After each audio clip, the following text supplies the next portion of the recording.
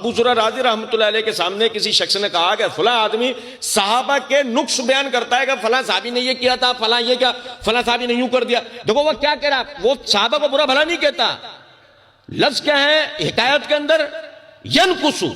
وہ نقص بیان کرتا ہے صحابہ کے، فلاں صحابی کی یہ غلطی تھی، فلاں صحابی کی غلطی تھی.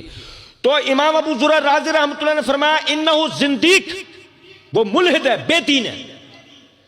وہ کیا ہے؟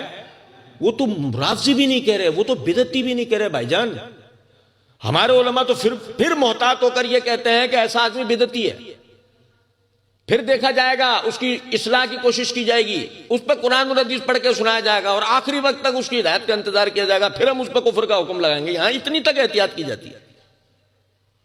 لیکن امام ابو زرع رازی رحمۃ اللہ علیہ تو کہہ رہے ہیں انہو زندیق، وہ زندیق ہے، ملحد ہے، بے دین ہے. کیوں؟ آگے وجہ بتاتے ہیں کہ وہ چاہتا ہے کہ تمہارے دین کے بنیادی راوی، قرآن کے روایت کرنے والے، احادیث کے روایت کرنے والے، ان کو تمہاری نظروں سے گرا دیں، ان کو تمہاری نظروں میں عیب دار کر کے پیش کریں، تاکہ تمہاری نظروں سے قرآن اور حدیث کا جو ایک عظمت ہے، اس کا با حفاظت ہونا ہے، وہ بھی تمہاری نظروں میں مشکوک ہو جائے. یار ظاہر ہے خود ظالم تھے تو کچھ نہ کچھ تو ان کے ساتھ بھی کیا ہوگا، خود غاصب تھے تو کچھ نہ کچھ ان کے ساتھ بھی کیا ہوگا. اور آپ کو اگر ایسا لگتا ہو کہ یہ میری بنائی ہوئی بات ہے تو ایسا نہیں ہے.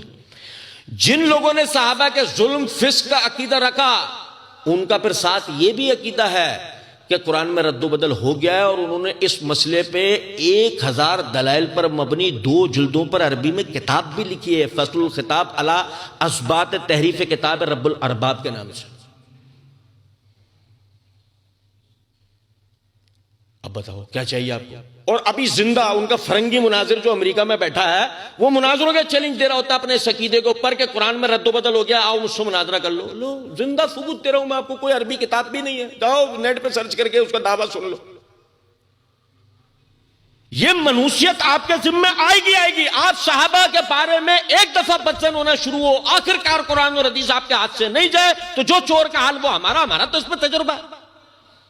ہم نے تو پوری تاریخ دیکھ رکھی ہے، ہمارے پاس تو زندہ ثبوت موجود ہے، ہمارے پاس تو عقلی نقلی ہر طرح کے ثبوت موجود ہے کہ ایسا آدمی ملحد ہوئے بغیر مانتا ہی نہیں.